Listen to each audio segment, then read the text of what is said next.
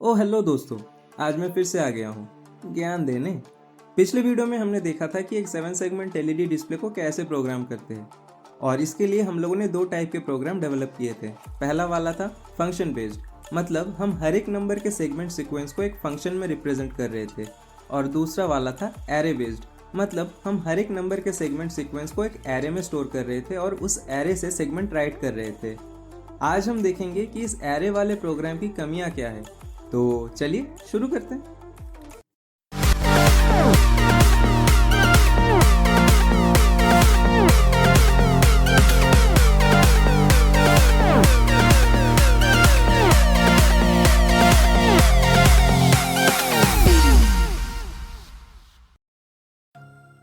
इस एरे वाले प्रोग्राम की सबसे बड़ी कमी है इसका मेमोरी कंजम्पशन।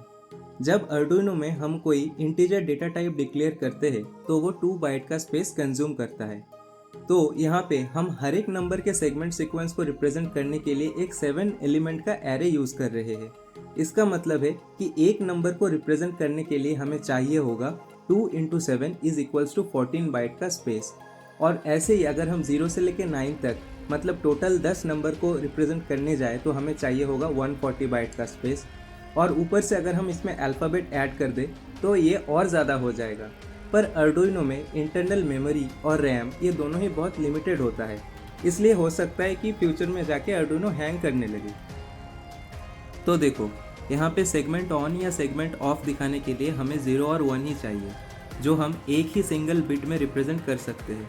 तो यहाँ पे बाकी का 15 बिट पूरा का पूरा वेस्ट हो रहा है। तो हमें कुछ ऐसा करना पड़ेगा कि हर एक नंबर का सेगमेंट सीक्वेंस जो है वो एक ही बाइट में निपट जाए।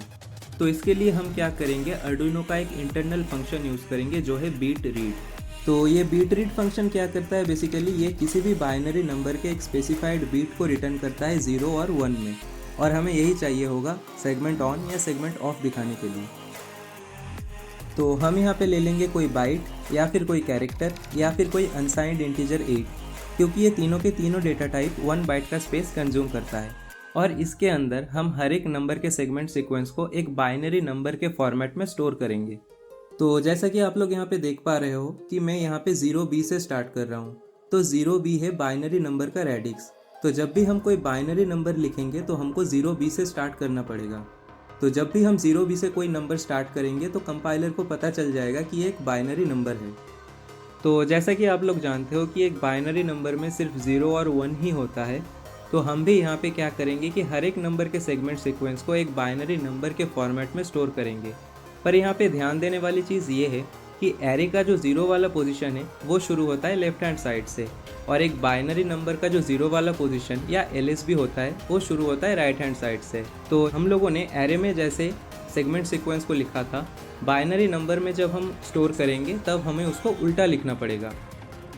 तो जैसा कि आप लोग यहाँ पे देख पा रहे हो कि 7 सेगमेंट एलईडी में हम जितने भी अल्फ़ाबेट्स को रिप्रेजेंट कर सकते हैं, मैंने सभी को यहाँ पे इनिशियलाइज कर लिया है। अब आते हैं हमारे सेगराइट फंक्शन में। तो पिछले प्रोग्राम के सेगराइट फंक्शन में हम क्या कर रहे थे कि सेगराइट फंक्शन के अंदर हम एक एरे को और डिस्प्ले नंबर को पास कर रहे थे। पर यहाँ पर हम क्या करेंगे कि सेगराइट फंक्शन में एक बाइट को और डिस्प्ले नंबर को पास करेंगे, और सेगराइट फंक्शन के अंदर जो लूप है उसके अंदर हम लिखेंगे digital write i+2, bit read b, i, और लूप के बाहर हम लिखेंगे digital write d, low, delay 1 millisecond, और फिर डिजिटल राइट d, हाई। और मैं ऐसा क्यों लिख रहा हूँ ये पिछले वीडियो में देख लो तो पता चल जाएगा आप लोगों को।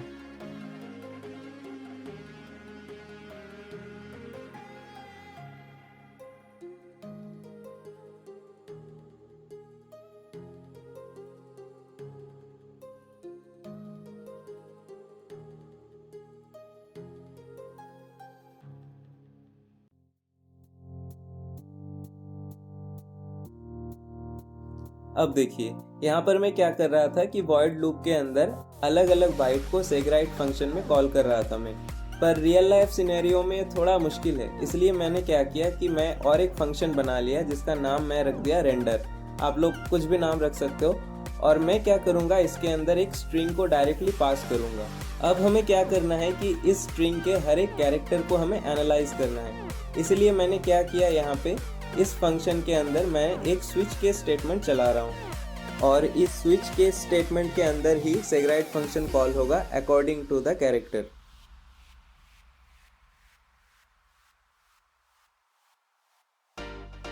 और अब थोड़ा कॉन्सेप्ट समझ लेते हैं। तो बेसिकली ये स्ट्रिंग क्या होता है कि एरे ऑफ कैरेक्टर होता है। मतलब अगर मैं कुछ ऐसा स्ट्रिंग बना रहा हूँ जिसमें 0, 1, 2 और 3 है, तो इसका मतलब है कि स्ट्रिंग के 0 वाले इंडेक्स में होगा 0, स्ट्रिंग के 1 वाले इंडेक्स में होगा 1, 2 वाले इंडेक्स में होगा 2 और 3 वाले इंडेक्स में होगा 3। और मैंने अर्डुइनो के साथ डिस्प्ले बोर्ड का जो कनेक्शन किया है उसमें 10, 11, 12 और 13 नंबर पिन पे मेरा डिस्प्ले 1, डिस्प्ले 2, डिस्प्ले 3 और डिस्प्ले 4 कनेक्टेड है। तो जैसे ही रेंडर फंक्शन कॉल होगा ये लूप में जाएगा और ये चेक करेगा कि स्ट्रिंग के 0 नंबर इंडेक्स में कौन सा कैरेक्टर है। तो 0 नंबर इंडेक्स में उसको 0 कैरेक्टर मिल गया, तो ये क्या करेगा, 0 नाम के बाइट को ये कॉल करेगा। और यहाँ पे पिन नंबर की जगह मैंने दिया है 10 + i, मतलब ये 10 + 0 मतलब 10 नंबर पिन को सेग्राइड फंक्शन के अंदर पास करेगा। इसका मतलब है कि 10 नंबर पिन में सेग्राइड होगा, मतलब डिस्प्ले 1 में मेरा पहला कैरेक्टर प्रिंट होगा। और फिर नेक्स्ट इटरेशन में क्या होगा, i = 1 हो जाएगा। तब ये चेक करेगा कि स्ट्रिंग के सेकेंड नंबर इंडेक्स में कौन सा कैरेक्टर है, तो उसको प्रिंट कर देगा ये डिस्प्ले नंबर 2 मतलब 11 नंबर पिन पे, क्योंकि 10 + i मतलब 10 + 1 = 11 हो जाएगा। और ऐसे ही ये पूरा का पूरा स्ट्रिंग डिस्प्ले में प्रिंट कर देगा।